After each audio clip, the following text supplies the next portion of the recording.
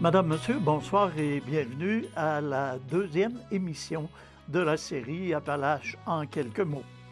Nous sommes en plein cœur de la campagne électorale en vue des élections du 1er octobre prochain. Comme notre but est de vous informer, nous avons décidé de consacrer nos deux premières émissions à la campagne électorale dans le comté de Lotbinière-Frontenac, où 8 candidats se feront la lutte. Puisqu'il est question de Lotbinière-Frontenac, rappelons que la circonscription compte 32 municipalités, 68 870 habitants en 2016 et Thetford Mines est la ville la plus populeuse de la circonscription. Nous parlions de 8 candidats. Alors, les candidats en question sont M. Pierre-Luc Daigle pour le Parti libéral du Québec, Mme Isabelle Lecourt de la Coalition Avenir Québec, M. Normand Beaudet de Québec solidaire, M. Yoann Beaulieu du Parti québécois, M. Daniel Croteau du Parti 51, Marie-Claude Dextraz du Parti vert du Québec, Régent Labbé du Parti conservateur du Québec et M. Yves Roy du Parti citoyen au pouvoir du Québec.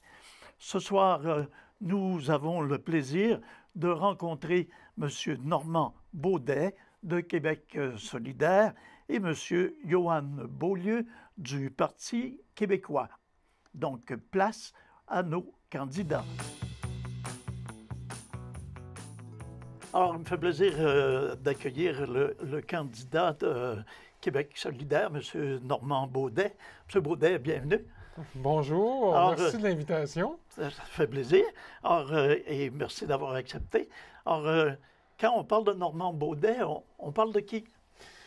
On parle d'une personne qui a étudié à l'Université McGill en sciences de l'environnement, donc dans les années 80. J'ai toujours travaillé en milieu communautaire par la suite.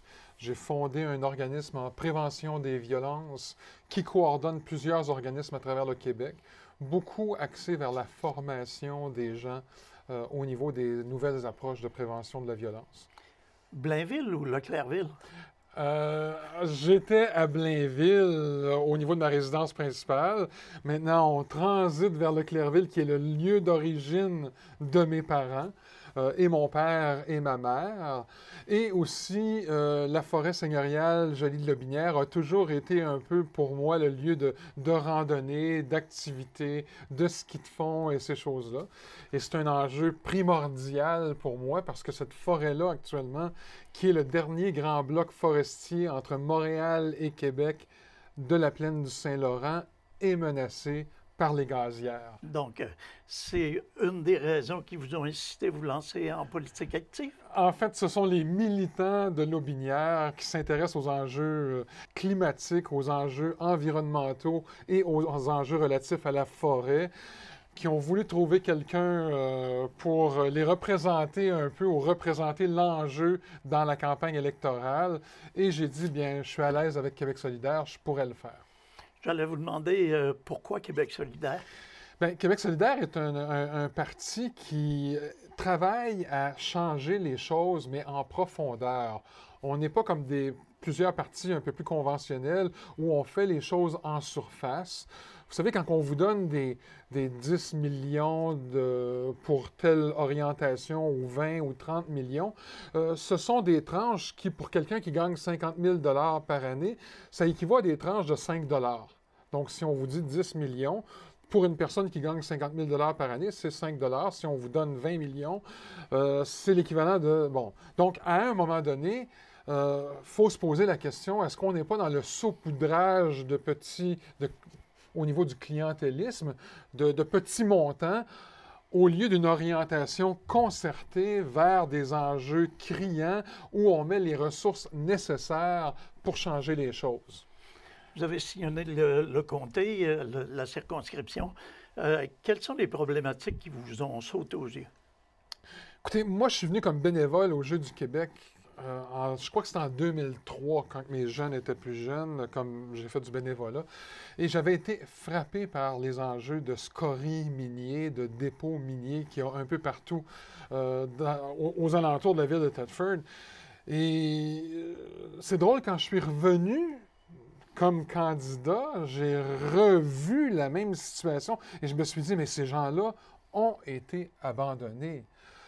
Pour moi, c'est une aberration totale que la situation n'ait pas changé ou très peu changé depuis la dernière fois que je suis venu. Et pour moi, c'est un défi pour toute la région de Chaudière-Appalaches qui est en fait un désert en termes de lieux de conservation de l'environnement et de la nature, en termes de forêts préservées. Et pour moi, tout le reboisement de ces secteurs-là, la revitalisation végétale de ces anciennes infrastructures minières-là devrait devenir une priorité. D'ailleurs, je jasais avec M. le maire ce matin, puis on parle d'un projet extrêmement intéressant lié à la mine très près d'ici, en fait, à quelques centaines de mètres. Il y a un projet de verdissement qui est extrêmement intéressant et que je supporterais d'emblée. Et quelle est votre position par rapport à l'exploitation des résidus miniers? Bien, ça pose une problématique parce qu'à tous les niveaux, lorsqu'on parle de rebrasser les résidus, on parle de faire ressortir la fibre. Moi, j'aurais une approche qui aurait tendance à beaucoup plus vouloir refixer ces endroits, les stabiliser avec des végétaux pour en faire des parcs naturels. Maintenant, il sera intéressant de regarder des projets qui vont se faire dans ce sens-là et de voir comment mettre en œuvre ces projets-là de façon à ce que ça serve la population et en même temps qu'on préserve une certaine santé publique jusqu'à un certain point. On est à la télévision communautaire. Oui. Vous êtes dans un édifice qui regroupe des organismes communautaires. Quelle est votre position par rapport au mouvement communautaire et qu'est-ce que vous préconisez pour leur venir en aide? Pour moi, le mouvement communautaire, en fait, j'ai fondé le Centre de ressources sur la non-violence, qui est un organisme en prévention de la violence au niveau de la formation. Donc, j'ai toujours œuvré dans le milieu communautaire. J'ai toujours été membre du conseil d'administration d'organismes communautaires. Pour moi, le fait que les organismes communautaires soient supportés à la mission et non plus par projet est un élément fondamental. Je crois que le financement récurrent, garanti et stable est important parce qu'on se leurrera pas, là. Le milieu communautaire joue souvent le rôle de ligne de front des services publics. C'est-à-dire que c'est souvent le premier endroit où les gens vont d'emblée pour recevoir des services de première ligne. Et les organismes communautaires devraient être un véhicule par excellence pour le gouvernement pour aiguiller les gens vers les bonnes ressources. Maintenant, on doit consolider les services sociaux dans les communautés, et là, on est dans une problématique, comme vous le savez. Là. Et au niveau de la santé, quelle est votre position par rapport à la réforme qui a eu lieu et à la situation actuelle? C'est une atrocité. Parce qu'on a voulu tout centraliser, tout mettre entre les mains des médecins spécialistes et des médecins, et on a abandonné la première ligne qui, à mon avis, est le CLSC, qui devrait avoir une approche pluridisciplinaire avec l'étendue des spécialités comme première ligne et comme gestionnaire, qui devrait être ouvert 7 jours sur 7, 24 heures sur 24, avec l'appui d'un GMF, un groupe de médecine familiale, qui est en soutien médical au CLSC. Là, actuellement, on est dans une situation où on est en train de mettre tout centraliser vers les hôpitaux et même centraliser la gestion des hôpitaux vers des méga structures administratives. On fait exactement l'inverse de ce qu'il faut faire pour consolider les services dans les communautés et faire en sorte que les gens puissent avoir des emplois qui offrent un bon salaire et diversifiés de façon à consolider l'économie des communautés. M. Baudet, c'est déjà tout le temps qu'on avait. Je vous laisse la dernière minute pour vous adresser aux électeurs et électrices de Lobinière-Frontenac.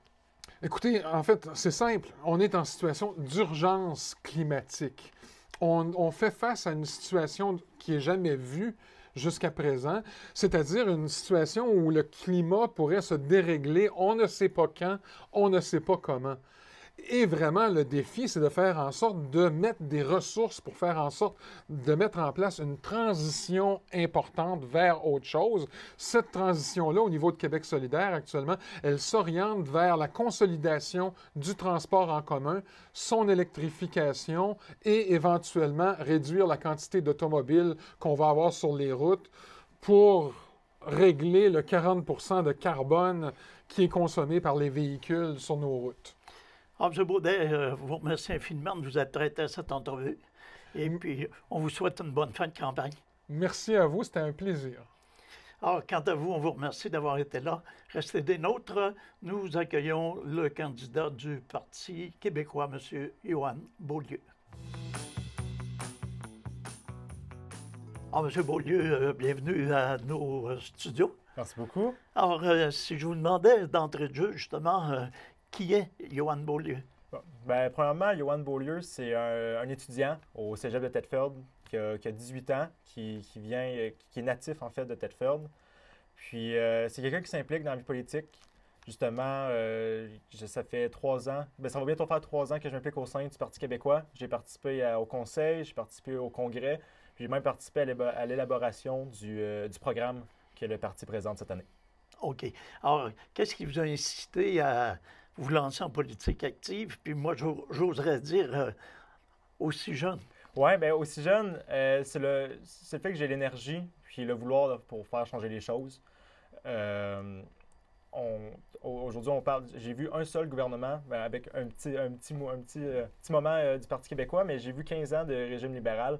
Puis, j'ai l'impression que c'est pas un gouvernement qui me représente. Puis, c'est pour ça que je fonce avec le Parti québécois. Puis, je fonce aussi jeune parce que c'est vouloir surtout qui me pousse à y aller. OK, c'est la raison du choix du Parti québécois. Puis, c'est la raison pour laquelle vous avez opté pour ce parti. Oui, c'est ça. Puis aussi, le réalisme du programme qu'on présente, puis aussi la proximité que le programme offre justement aux gens, qu'on veut donner plus de pouvoir aux régions, plus de services. C'est beaucoup ça qui m'a amené au Parti québécois. On a beaucoup parlé du Parti québécois puis de son vieillissement. Quand on accueille des gens de 18 ans, ça va pas ensemble? Bien, en fait, je pense que c'est une bonne image. Il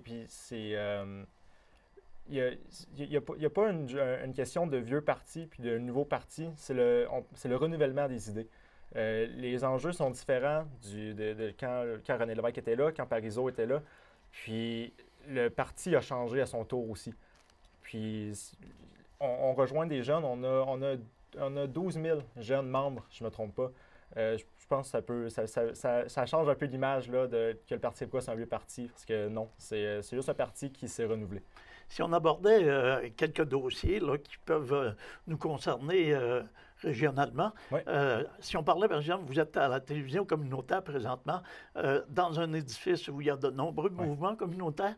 Alors, quelle est votre vision, à vous, du mouvement communautaire, puis qu'est-ce que vous préconisez pour leur venir en aide? Bien, je partage la même vision que le Parti québécois partage des groupes communautaires, puis on sait que c'est une force de notre société aujourd'hui, justement, ces groupes-là. C'est nécessaire pour le fonctionnement, justement, pour la proximité des services. C'est nécessaire, c'est une autre aide que les services publics ne peuvent pas toujours nécessairement apporter. Puis, on sait aujourd'hui qu'avec quand même les coupures libérales, il manque un financement, puis la charge de travail pour les gens qui travaillent dans le communautaire est énorme. C'est pour ça que le Parti québécois, on veut remettre des fonds, on veut mettre 200 millions cumulatifs en budget justement pour aider les groupes communautaires. On veut s'occuper des charges quand ça va quand les bâtiments vont vouloir se rénover, justement pour pas qu'ils prennent l'argent qui pourrait bénéficier à la population. Puis on veut mettre une politique pour aider justement un petit peu fusionner le travail avec le public, puis les groupes communautaires pour alléger les charges de travail, autant aux proches aidants que tous les gens qui s'impliquent dans le mouvement. Quand on parle de charge de travail, moi, ça me fait penser au centre hospitalier, puis au domaine de la santé. Alors, on sait que ces gens-là sont en surcharge de travail. Ouais. Quand on parle du centre hospitalier de Thetford, on a vu les postes de gestion s'éloigner de chez nous et se retrouver à Sainte-Marie. Alors, quelle est votre opinion là-dessus? Et qu'est-ce que vous préconisez? Oui. Bien, j'ai déjà dit quelquefois, mais on veut créer des services de proximité, puis on veut donner le pouvoir aux régions, puis c'est pas en centralisant justement les services que ça permet une meilleure gestion. C'est pour ça qu'on veut ramener les centres de gestion et aussi le centre d'analyse à l'hôpital de Thetford, parce premièrement, on est équipé pour, puis ça crée des emplois, puis ça évite toute la paperasse, puis les délais, puis la crainte que parfois des échantillons qui peuvent se perdre, comme en octobre l'année passée qu'il y a eu pendant un transfert. Puis par rapport à la charge de travail, on veut décloisonner justement le système, puis donner plus de pouvoir aux infirmières, soit arrêter de toujours être à la supervision d'un médecin, toujours, fusionner en fait, parce que c'est ça, les médecins, il faut toujours qu'il y ait une supervision quand il y a une opération, mais on va arrêter ça justement pour alléger le temps puis diviser les tâches. OK, puis pour qu'ils soient plus autonomes. Oui, c'est ça, plus autonome. Parce dans que leur corps c'est quand même des professionnels de la santé. Ils savent qu'est-ce qu'ils font, puis il faut valoriser ça. M. Beaulieu, vous avez dit tout à l'heure que vous étiez natif de Thetford, vous étiez de la région. Si je vous parle de résidus miniers, vous ne serez pas perdu là-dedans. Alors, qu'est-ce que vous pensez de l'exploitation des résidus miniers? Quelle est votre position? L'exploitation minière, on est pour, tant que c'est fait dans un cadre sécuritaire. Puis aussi, aujourd'hui, il existe plusieurs technologies qui permettent ça, justement. C'est sûr que le Parti québécois met d'avant les projets qui touchent ça aussi. Puis en plus, au dernier débat qu'on a eu à la Chambre de commerce, je suis seul qui l'a mentionné, on a une excellente source de géothermie ici. Puis c'est la chance qu'on a de développer justement une technologie québécoise, qui est une technologie qui vient directement de Thetford, puis permettre au progrès scientifique. Donc, les résidus miniers, puis leur exploitation, vous craignez pas ça? Non, j'ai pas cette crainte-là. Je suis natif d'ici, j'ai pas... Qu'est-ce que Johan Beaulieu serait prêt à prendre comme engagement à l'endroit des électeurs et électrices de la circonscription d'Aubigny-Frontenac? Premièrement, justement, pour la valorisation des résidus miniers, c'est un engagement qu'on a de pousser les projets. Après ça, le transport en commun, parce qu'avant, on était desservi par des autobus. On l'est encore, mais moins.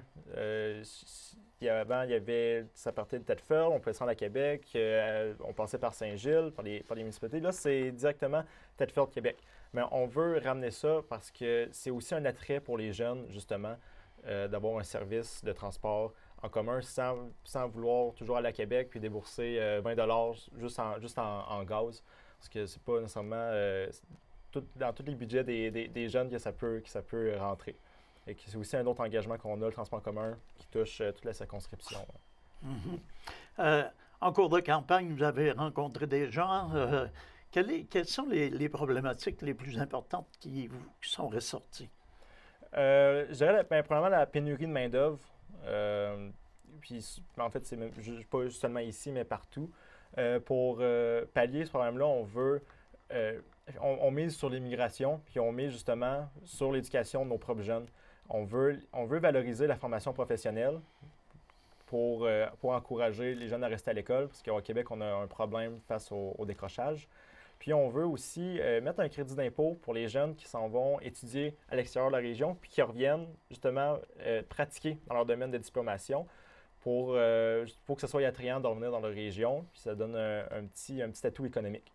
Puis sur l'immigration, le Parti québécois, on s'engage à favoriser une éducation française, parce que l'intégration, surtout dans un comté où est-ce qu'on est à 99 aussi qu'on parle 99% français, faut donner une chance à nos nouveaux arrivants, puis qu'ils soient déjà francisés, ça accélère fortement l'arrivée sur le marché du travail l'intégration en société. Puis voilà. C'est déjà tout. Alors, si je vous laissais la dernière minute pour vous adresser aux électeurs et électrices du comté.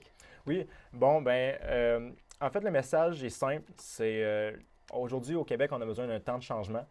On a besoin d'une politique plus humaine, plus près des gens, qui ne gère pas la nation qu'avec des chiffres, mais avec justement un sentiment humain. On dit qu'on présente un nouveau parti puis des vieux partis, mais il faut laisser tomber cette image-là parce que les jeunes au Parti québécois, on est présent, on est partout, puis on amène un renouvellement des idées. Il faut faire confiance au changement, il faut sortir de notre zone de confort. Puis le Parti québécois, avec des idées concrètes, pragmatiques, qu'on a un excellent budget financier qui a été approuvé par 3 économistes indépendants. C'est la chance, justement, de voter pour le Parti québécois, c'est la chance qu'on vous offre pour un changement concret, puis un changement social qui va plaire à tout le monde. Alors, merci beaucoup, M. Beaulieu. Merci à vous. On vous souhaite une bonne fin de campagne. Merci beaucoup. Et quant à vous, on vous remercie d'avoir été des nôtres. On vous invite à demeurer à l'écoute. Nos émissions se poursuivent. À tous et à toutes, une bonne semaine.